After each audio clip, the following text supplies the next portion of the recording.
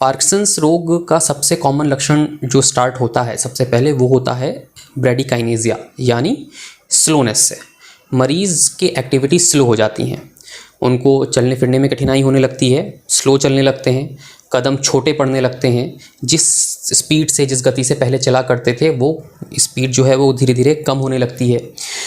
और चलने के अलावा और भी बाकी कामों की जो गति है वो कम होने लगती है। जिस स्पीड से जिस गति से पहले सब काम कर लिया करते थे वो गति काम करने की कम होने लगती है।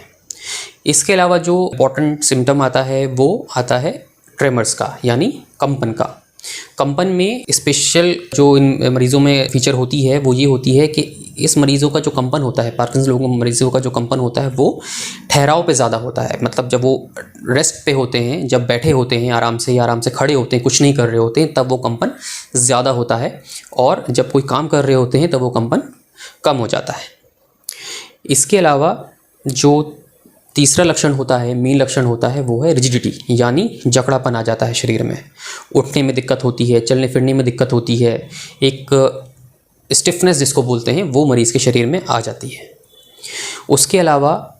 पोस्चरल इंस्टेबिलिटी स्टार्ट हो जाती है जब बीमारी धीरे धीरे बढ़ती है, यानी जब मरीज़ को चलने में ऐसा लगता है कि हम गिर जाएंगे,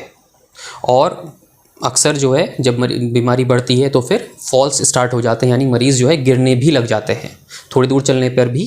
गिर जाते हैं। इसके अलावा जो सिम्टम्स में जैसे कि राइटिंग का चेंज हो जाना,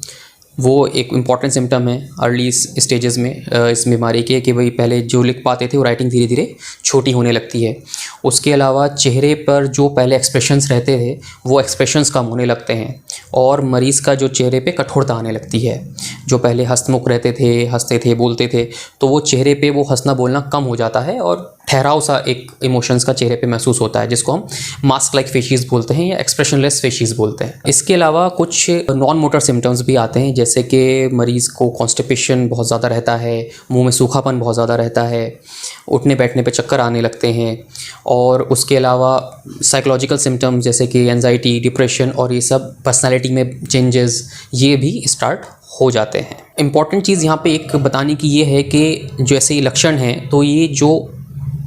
पार्किंसंस डिसीज़ होती है उसमें ये लक्षण इसी शैली में आते हैं। हालांकि जो एटिपिकल पार्किंसोनिज्म जो मैंने पहले बताया वो वाले अगर सिंड्रोम्स होते हैं तो उनमें लक्षण ज़्यादा तेज़ी से आते हैं, ज़्यादा बढ़े हुए होते हैं, और उन मरीज़ों में कुछ सिम्टम्स जैसे कि जल्दी जल्दी गिरना, और आँखों के मूवमेंट में परेशानी, और पर्सनैलिटी में ज़्यादा चेंजेस, और भूलने की दिक्कतें, ये सब दिक्कतें ज़्यादा जल्दी स्टार्ट हो जाती हैं और बहुत तेज़ी से स्टार्ट होती हैं।